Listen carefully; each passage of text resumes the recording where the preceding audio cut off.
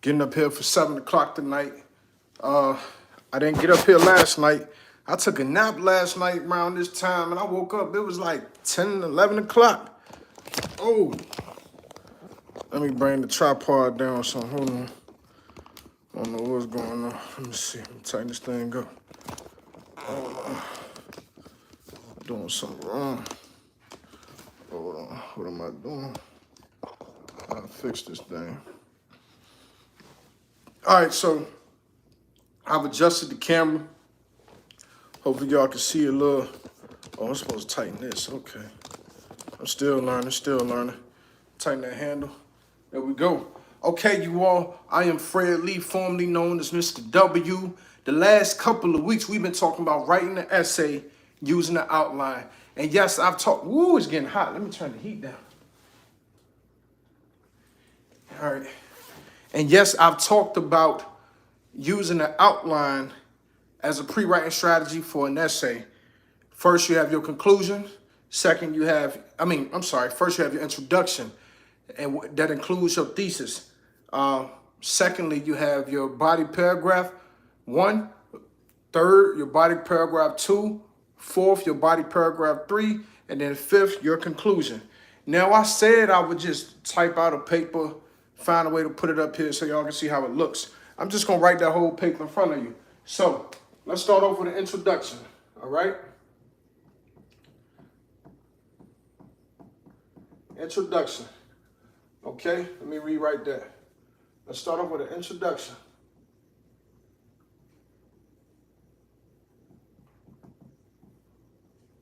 Okay, with your introduction, you want to introduce your topic. Okay, let me see.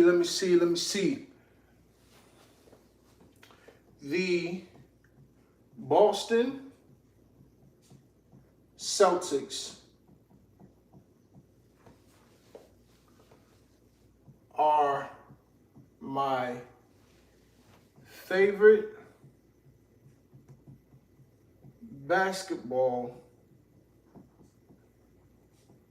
team. Okay, that's a hook right there. That's how I'm gonna catch my audience. All right, so I know this is a different topic than what I wrote on before. It just was on my mind. Yesterday, I made a post about Celtics having the best record in the league. They had 17 losses until last night. They lost to the Knicks. Unfortunately, I hear that Tatum got tossed out. I didn't see the game, but when I woke up from a doze off, I see that, in the stats section of ESPN app, that Tatum was ejected for having two, technical fouls. I'm not sure. But when you introduce your topic, remember you got to come in with that hook, okay? You want to hook your audience. Now, if people don't know basketball, they can always go look up. I need to get a green Sharpie for my Celtics. They can always go look up the Boston Celtics, and you will see that the Boston Celtics have the best record in the league right now, okay?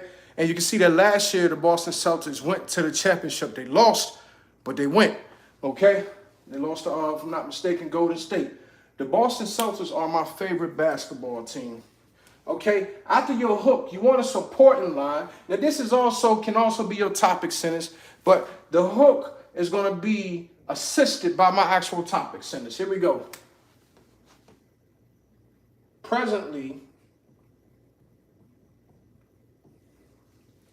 the C's have the best record in the league. I believe they will repeat a championship run and win this time. Okay, so I have my hook, and then I have my assister line or my assistant line. Presently, the C's have the best record in the league. That's a little factual information right there. You can go look that up. They do. All right. Now, they were tied with the best record, if I'm not mistaken, Milwaukee Bucks. But since the Seas lost last night, I don't know how that pans out. Depends on if Milwaukee won last night. But according to last night, Celtics had the best record in the league. You know, even Golden State had 30 losses. Celtics only had 17. So my hook, the Boston Celtics are my favorite basketball team. Presently, the Seeds have the best record in the league. I believe they will repeat a championship and win this time. Now here comes my thesis statement. My thesis statement is my 3 points that I'm going to talk about in the essay, in that 5-paragraph essay. So I need to have 3 reasons why I believe they will repeat a championship. Okay? They'll win this year. Here's my thesis. They will, okay? My grammar contraction. We know when this contracts, you know, when you contract something, it opens up. This is they, apostrophe LL. That stands for they will when contracted. They'll win the chip this year because they close out games well,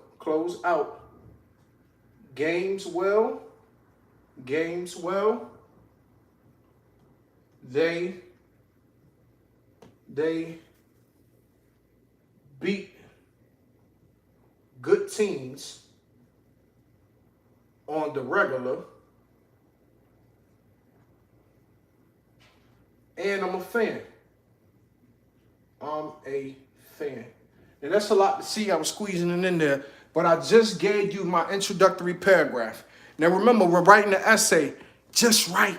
You can always go back and edit what you have, change it out. You can change your topic if you want. But I gave you my hook, then I gave you my topic sentence. Presently, the Seas have the best record in the league. So something that I'm writing about got to do with them having the best record in the league. All right, it also has to do with them being my favorite basketball team. I believe they will repeat a championship and win this time. Okay, all of these lines are supporting one another. Presently, the Seas have the best record supports why they're my favorite team. Why they will repeat a championship is because they have the best record in the league right now. All right, so here's my thesis statement. T to the E to the E, T to the H to the E to the I to the I to the S. Try to get my twist on, I got twisted. They'll receive, here's my thesis statement. Your thesis statement is what you're proving in your paper. It's what you're talking about in your paper. It should have your big 3. I talked about having the big 3, so here's my thesis. They will win the championship this year because they close out games, that's 1. They close out games well. I'm sorry, not any kind of way. They close out games well. They beat good. I don't have my teams here, so let me put teams. I got to squeeze it in. I know y'all can't see what it says.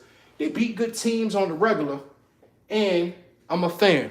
You know, sometimes because you are a fan of a team, that's why they play well. I'm trying to humor you all. But, you know, you got to watch certain games for your team to win.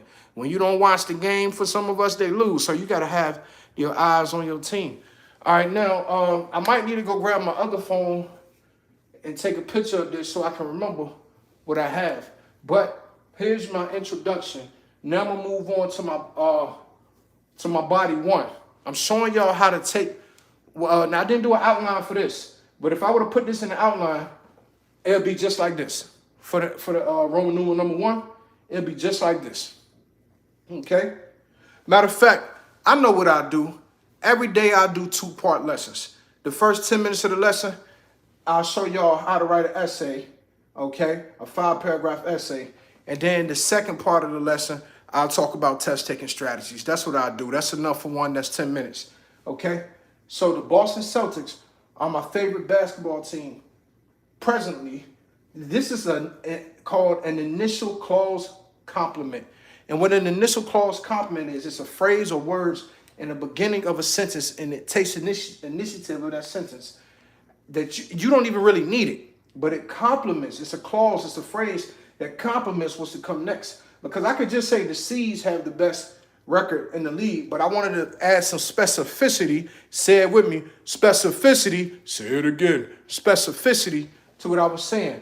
Presently, all right, that means now. I wanted to add something to it. The Seas have the best record in the league. I believe they will repeat a championship and win this time.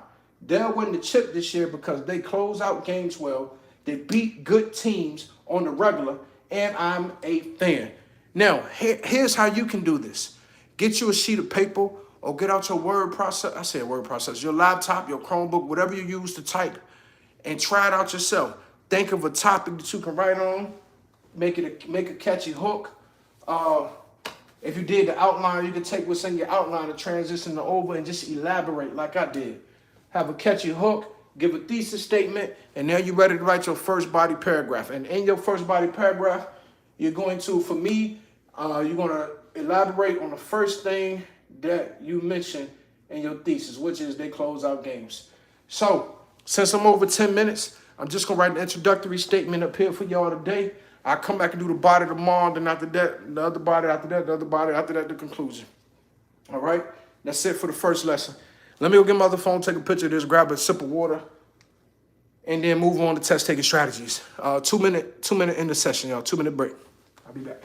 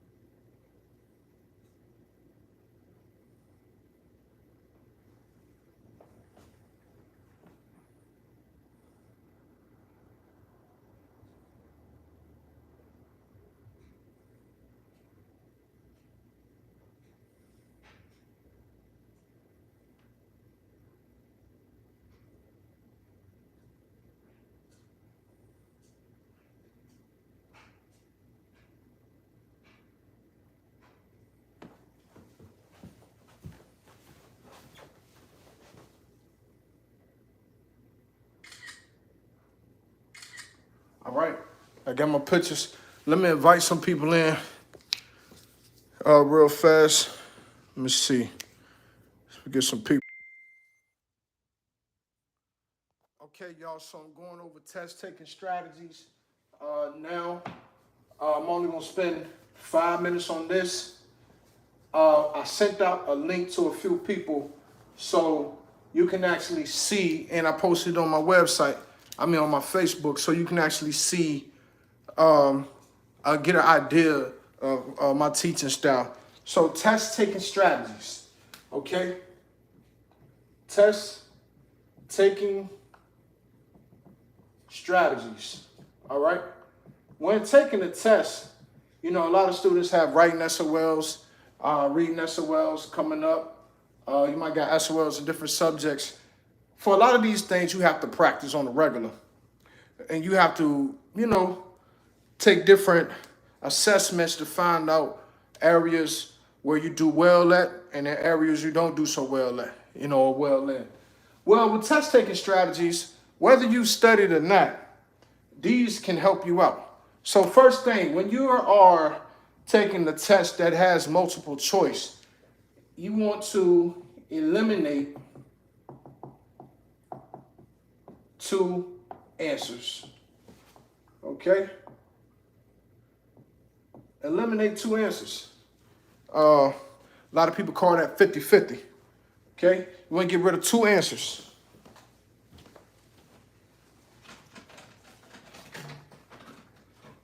We're taking multiple choice. You want to get rid of 2. That's called 50-50, okay? It's called 50-50 because you give yourself a 50% chance of getting the answer right. Hold on, y'all. I'll be right back. Give me 20 seconds. I just burp. I don't know if y'all got that on camera. But you want to eliminate 2 answers. All right, so find 2 answers to eliminate. All right. Now, you just don't want to eliminate any 2. If you read the text or the context, which is the schoolwork for a lot of people, the context is the story, the paragraph, the passage. And English is within all subjects. When you're taking a social studies, math, and or science test, art, it all includes some type of reading, okay? So English is within everything. You eliminate 2 answers, okay? Test-taking strategies. Locate the, or the distractor, okay? The distractor is the answer that emotionally feels like it's correct, but it may not be it. Here's why. You cannot find the textual evidence, okay? Locate the distraction, the distractor. Feels like it's the right answer, feels right, but no textual evidence. Okay, I got to abbreviate on evidence. No textual evidence, you all. So, you know, we grew up taking our tests on paperback books. But now you take a lot of test assessments. You got benchmarks, quarterly assessments, your DBAs, district-based assessment or district benchmark assessments. But y'all have features where you can annotate what you read. Now, when you annotate, you interact with the text by highlighting things. You can put symbols near things that represent your thoughts about it. So let's say you're reading something and you have a aha moment, where you might have a feature in your text features or in your features on your SOLs where you can highlight something, or you can put a red mark or underline it. When you underline something, that's annotating, okay? So locate the distractor. To find out if your answer is a distractor, the one you want, but it's not it, reread the text, okay? Reread the text, okay? You have to reread to be certain that you can find textual evidence for an answer.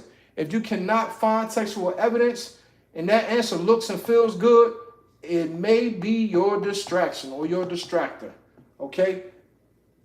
So we're eliminating two answers, we're locating the distractor, and then we're rereading. The last and final one I want to say is deciding your actual answer, okay? There used to be a song out by Juvenile. When you go out to parties and everything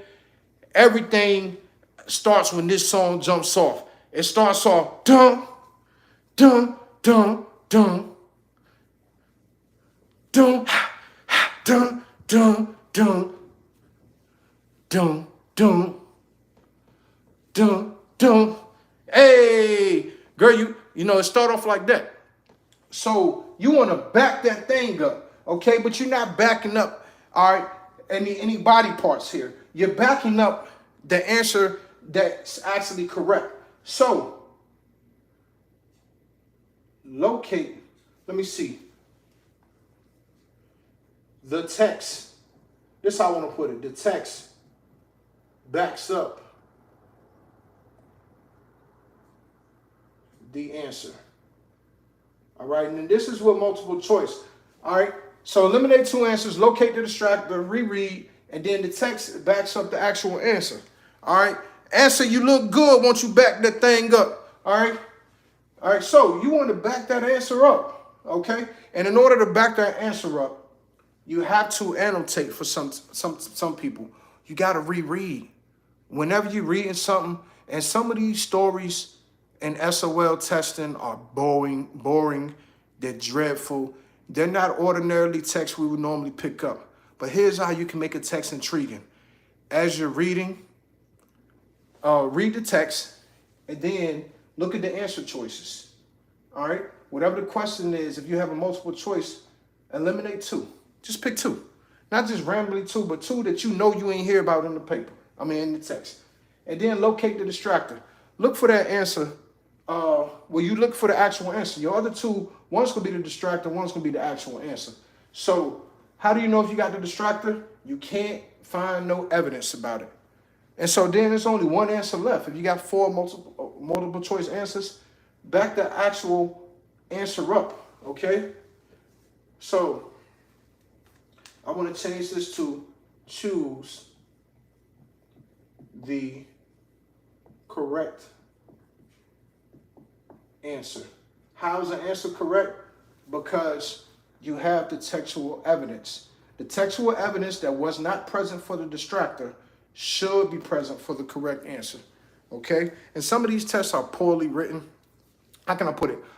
Strict, not poorly written, but some of these tests are tricky.